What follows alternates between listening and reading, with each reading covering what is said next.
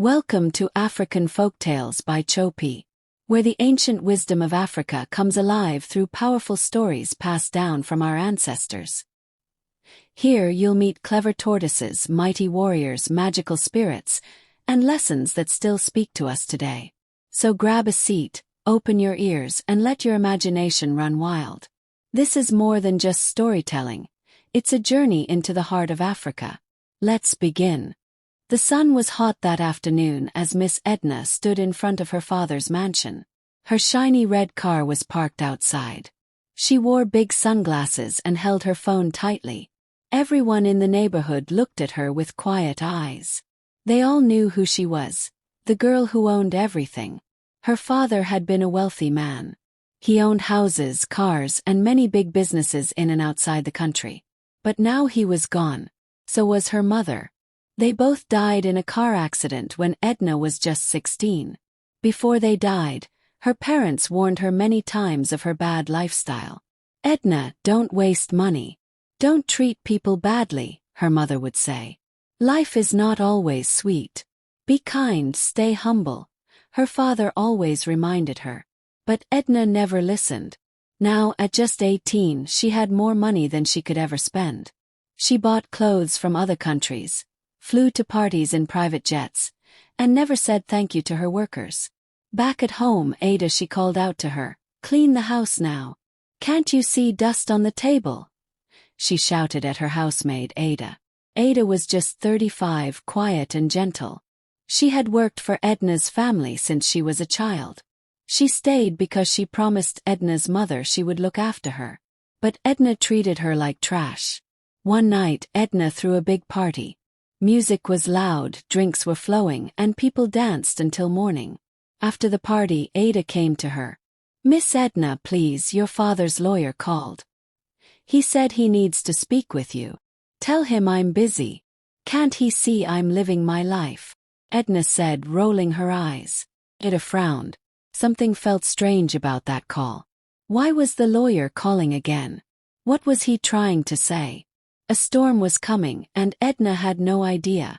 At 27, Edna was already a millionaire. She walked into one of her company buildings with high heels clicking on the floor, her long black hair swinging behind her.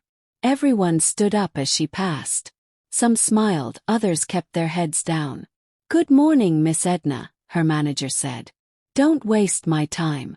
"Where's the report?" she snapped. She had become even more powerful. She knew every part of her father's businesses. How the goods came in, how the money flowed, how to handle the people. She learned fast after he died.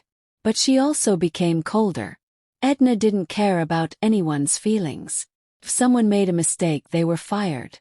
If someone looked at her the wrong way, she made sure they never worked for her again. People feared her, but nobody liked her. At night, Edna sat in her living room, counting profits from her stores in Abuja, Lagos, and even Ghana.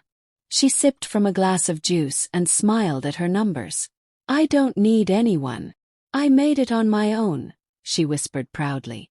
But deep down something didn't feel right. Even with all the money, cars, and fame, there was an emptiness she didn't understand. One day, her accountant came into the office, his hands shaking. "Miss Edna, we have a problem." She looked up slowly. "What kind of problem?" One of your businesses abroad. The one in South Africa. There's been a serious issue. Fraud. Millions are missing." "What?" Edna stood up, her heart racing. "That's not possible. I run everything myself." The accountant swallowed hard. "You trusted someone there. A man named Collins. He disappeared. He took everything." Edna's hands turned cold. Her chest tightened. This couldn't be happening. She always had control. How could someone betray her? She grabbed her car keys and stormed out. She was going to find out the truth. And if Collins was behind this, he was going to pay. But she had no idea what else was waiting for her. The next morning, Edna walked into her office building wearing a sharp blue suit and dark sunglasses. The moment her heels touched the tiles, silence fell across the floor. "Good morning, Miss Edna," one brave voice said. She didn't reply. Her workers quickly turned their eyes to their desks. Nobody dared to smile or joke when she was around. They feared even a simple mistake could cost them their job. Even her secretary, Miss Peace, sat frozen at her desk. Peace was a quiet, polite lady who had worked there for 5 years. She always tried to stay calm and organized. But when Edna was near, her hands would shake. "Miss Peace." Edna's voice rang out sharply. Peace jumped from her seat. "Yes, Ma, good morning. Where's the list of clients from last week? I asked for it yesterday." I placed it on your table, Ma." Edna's eyes narrowed. "Don't argue with me. If you can't do your job, I'll get someone else." Peace lowered her eyes and nodded. Edna grabbed the file and marched into her glass office. Her face was hard like a stone. She closed the door behind her with a bang. Through the glass, the staff could see her pacing, shouting into her phone, giving orders and frowning the entire time. "She's getting worse," one worker whispered. "I don't even greet her anymore. I just nod and pray she doesn't notice me," said another. No one knew how to deal with her anymore. The office was full of tension. People came to work scared, left the building in silence, and avoided eye contact with their own boss. But Edna didn't care. Or at least she pretended not to. "Respect is earned," she would say. "If they fear me, they'll never disappoint me." But the truth was, she was alone. One evening, Peace stayed behind after everyone had gone. She stared at a beautiful picture of Edna's parents on the office wall. They had been kind, generous, and warm. What happened to her? Peace whispered to herself. Doesn't she see what she's becoming? Outside, the sky rumbled. A heavy rain began to fall. And with that rain, a new trouble was about to begin. The next morning, something strange happened. For the first time ever, Edna was at the office before anyone else. Not even the security man had arrived. The building was quiet, the air heavy, and the gate slightly open. She sat in her car for a while, staring blankly at the entrance. Her eyes were red like she hadn't slept all night. Her hair was tied back loosely, and her usual bright lipstick was missing. She looked different, not her usual sharp self. When the security man, Mr. Anthony, arrived and saw the gate open, he froze. "Who opened this gate?" he asked himself, looking around. Then he saw Edna's car already parked. He blinked twice. "Is that Miss Edna already here?" Slowly, the other workers began to arrive.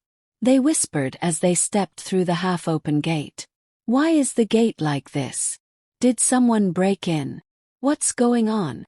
One by one, they walked in, confused and nervous.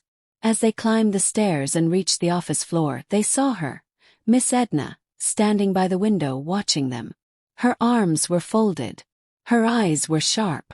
It felt like she had been standing there for hours. Miss Peace stepped forward slowly. "Gee, good morning, Ma," she said, her voice almost a whisper. Edna didn't respond. She just turned and walked into her office, closing the door gently behind her. No slamming this time. Just quiet. Too quiet. The workers sat at their desks, unsure what to do. Everyone kept looking at each other, waiting for something to happen. Inside her office, Edna stood in front of the mirror. She touched her face and thought about the phone call from last night. The one that shook her to the bone. "Miss Edna," the voice had said, "you're not safe. Someone inside your company is planning to destroy everything your father built. Be careful who you trust." She didn't sleep after that. She didn't know who to believe. Her heart was racing now. Who was the traitor? Was it Peace? Was it her manager? Her driver? She had to find out. And she had to do it fast. 3 hours later, a sharp sound echoed through the office speaker. "All staff report to the conference room now," Miss Peace announced. Everyone looked at each other, their hearts pounding. Something wasn't right. When they entered the room, they found Miss Edna already seated, arms crossed, eyes dark and cold. "Sit down," she said. No one spoke. No one moved until she nodded. Chairs squeaked as they sat one by one. "I want to know why all of you came late today," Edna began, her voice hard like iron. "Do you think this company runs itself?" She turned to the security man, Mr. Anthony. He was an elderly man, around 65. He had worked for Edna's family for many years. Even her father respected him. "Mr. Anthony," she snapped. "What time did you get here? Why did you resume late? Who opened the gate? A ghost?" Mr. Anthony stood straight and calm. "Ma, I resumed even before my resumption time. I didn't come late." Edna's eyes flared. She stood up suddenly and walked towards him. "You're calling me a liar," she hissed. "No, Ma. I'm just saying the truth," Mr. Anthony said quietly. Without warning, Edna raised her hand and slapped him hard across the face. The whole room gasped. Mr. Anthony stumbled and fell to the floor. Papers scattered. A pen rolled under the table. No one moved. No one breathed. The room was frozen. Mr. Anthony slowly got up, holding his cheek. His eyes were not angry, but filled with deep sadness. He looked straight into Edna's eyes and said, "You look very beautiful outside, Edna. But your inside is rotten. Now, your inside will take over your outside look." With those words, he picked up his cap, turned around and walked out of the office. The sound of the door closing behind him was louder than thunder. Edna looked around. "Which of you wants to follow him?" she asked. No one replied. Not even a whisper. Some wanted to speak, but fear sat on their lips like a lock. No one dared. But deep inside something shifted. Something broke. And far away, Mr. Anthony's words began to move like wind, slowly waking up something dark. Something Edna couldn't control. The following Monday morning, Miss Edna arrived at the office looking as elegant as ever. Her dress was bright red, her heels clicked as she walked, and her perfume filled the hallway. Heads turned as she passed, though everyone quickly looked away when her eyes met theirs. She pushed open the glass door to her office and stepped inside. Everything was just as she liked it. Clean, perfect, quiet. She sat behind her beautiful mahogany desk, placed her designer handbag beside her, and opened her laptop. But as she began to type, something strange happened. She felt an itch around her nose. First it was light, just a little tickle. She scratched it quickly and tried to focus. But the itch didn't stop. It spread, slowly crawling across her cheeks, her chin, her forehead. Felt like something crawling under her skin. She stood up suddenly and touched her face. Felt different. Dry. Rough. "What is this?" she whispered, walking quickly toward the mirror on the wall. She looked into it and screamed. The face staring back at her was not hers. Her smooth skin was now wrinkled. Her bright eyes were dull and sunken. Her full lips had thinned. Her once glowing beauty had vanished. In the mirror, she saw the face of an old, ugly woman. A woman with no joy, no light.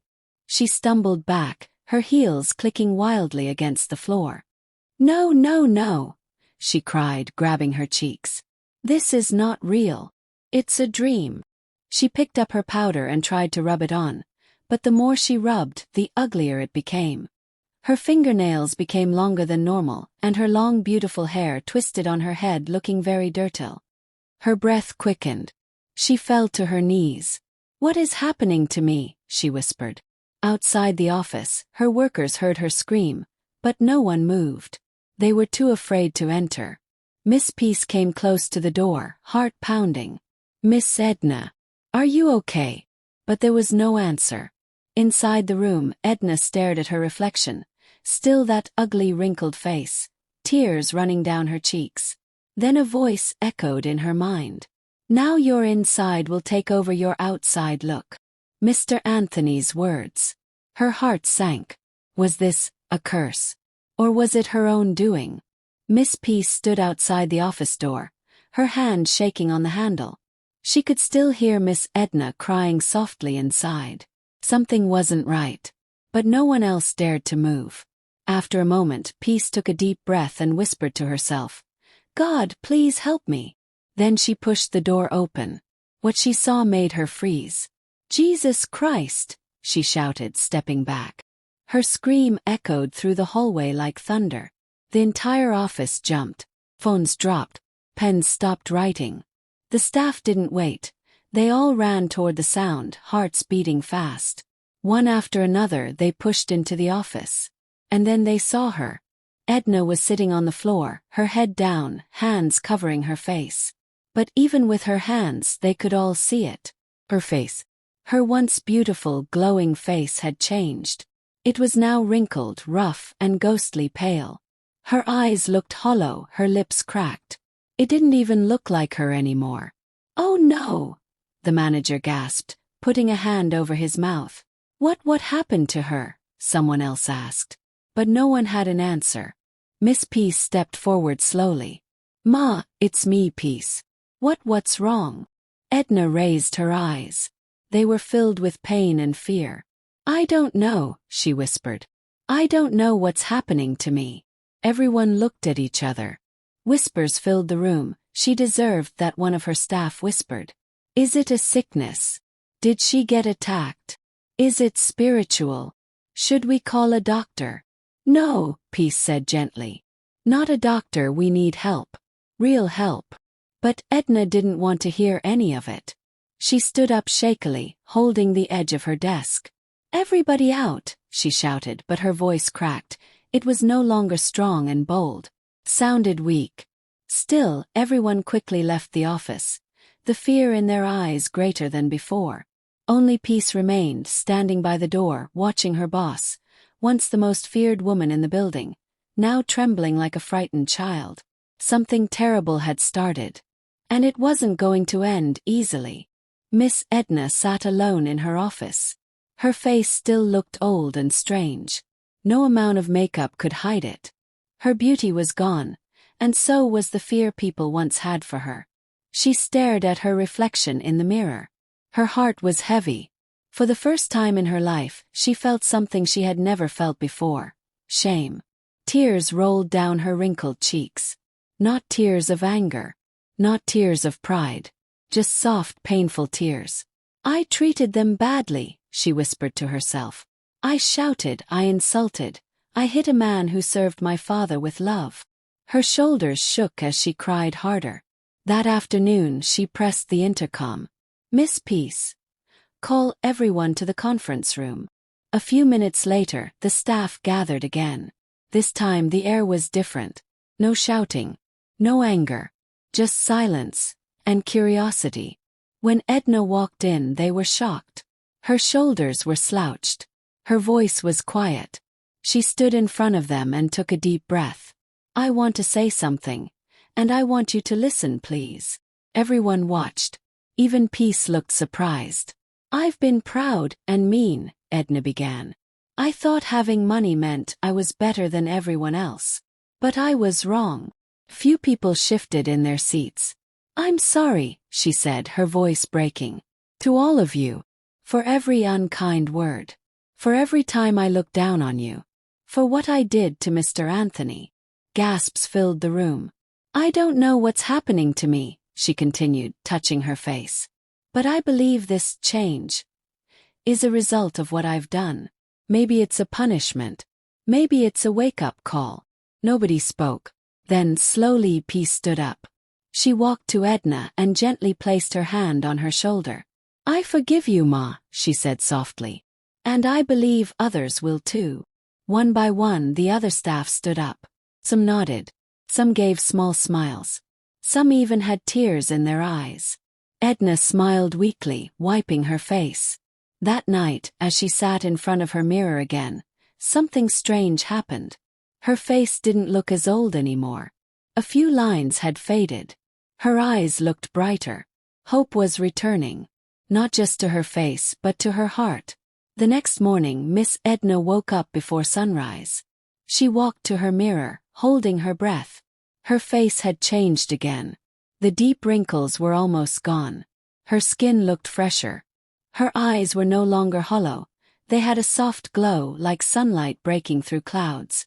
For the first time in days she smiled. Not a proud smile. Not a fake one. A real peaceful smile. At the office she arrived quietly. This time not in fancy clothes or loud shoes, just simple, elegant and calm. As she walked through the hallway, the staff looked up. They expected the usual cold stare. But instead, Edna greeted them. "Good morning," she said kindly. Everyone froze in shock. Then slowly, one by one, they responded, "Good morning, Ma."